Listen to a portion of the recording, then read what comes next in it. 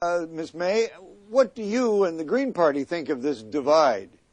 Well, there's no divide in the environmental movement. The environmental movement, the Green Party, and the Green Party both understand the importance of a carbon tax. So does every independent ecological economist, natural resource economist, from an expert like Mark Jacquard at Simon Fraser, through to observers like Jeffrey Simpson, or to the Economist magazine, right through to the environmental movement.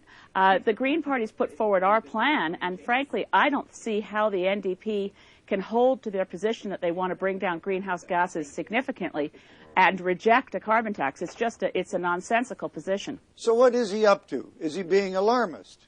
Well, I'm afraid it speaks to a kind of a knee-jerk ideological response, which is out of keeping with the global response of social democratic parties and social democratic governments. I urge Jack Layton to have a look at Norway and Sweden and countries that he would otherwise praise for their strong social safety net and social equity practices. They have carbon taxes. A carbon tax properly applied is a tax shift. So you reduce income taxes, reduce payroll taxes, and provide income supplements to low-income Canadians. That's critical. That's what the Green Party green tax shift would do. I obviously don't know exactly what the Liberals are going to propose, but I'm very encouraged that they're prepared to enter into a good discussion of carbon taxes and how they can be applied in a way that leaves every Canadian better off.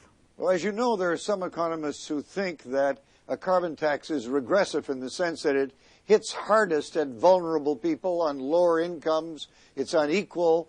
So what do you think about the argument that these kind of taxes are regressive?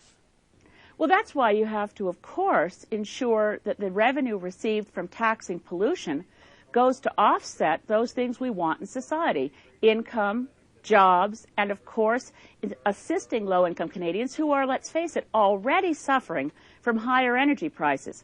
So the public policy response to what is inevitable: energy prices for fossil fuels are going to continue to rise. So what do? Just rail against big oil and pretend it's some kind of corporate plot, or face the inevitable that we are running low on fossil fuels globally, the price will continue to rise, and the appropriate public policy response is to tax fossil fuels and use those revenues to help those who are low income, to reduce the tax burden on the middle class.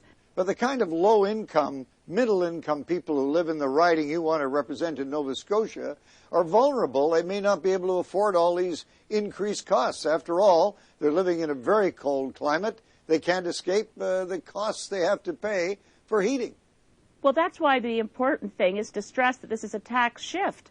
If you're going to tax income and payroll at the levels we do in Canada, Canadians have very little flexibility. They don't have the disposable income to choose to do those things that help them conserve energy. A carbon tax applied fairly throughout the economy primarily hits the big oil companies in their upstream emissions of greenhouse gases, such as at the tar sands.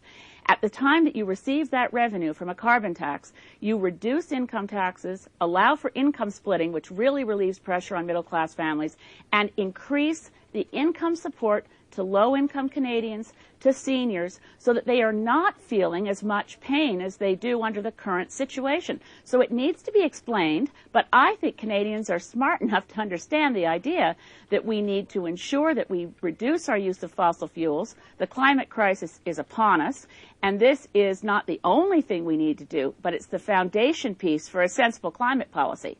Ms. May, put your political party leader's hat on now and tell me whether you think this issue is good timing when you consider that oil prices are high and there's no sign that they're going to lessen significantly anytime soon. Listen, I think the timing is perfect. Canadians are sick of politicians who don't tell them the truth. When you express clearly to people what needs to be done and express that you can actually reduce income taxes by shifting that tax away from income and put it onto pollution, I've spoken to towns, village halls across this country, and people get it. Canadians are way smarter than the politicians who want to pander to the idea that you rail against prices at the pump while ignoring disappearing glaciers and persistent droughts and increased storm and weather events. We need to act on the climate crisis, and the carbon tax is a litmus test of whether a political party is serious about it or not. And I'm disappointed that Mr. Layton is on the wrong side of this one. Do you think that Mr. Layton might be losing some credibility over this in the sense that what he's seen is to be lining up with the Conservatives against the Liberals, because he regards his main fight as being won in the next election against the Liberal Party. That, I think, is a very serious concern about what's affecting the NDP policy on this, is playing politics with it. And again, it's not part of the social democratic global approach to reject carbon taxes. It's very much been part of what they've done in Denmark and Norway and Sweden and Germany. So it doesn't add up that Jack Layton is espousing cap and trade, which we would also do in a limited sector-by-sector sense in our climate plan. But that's very much a free market approach.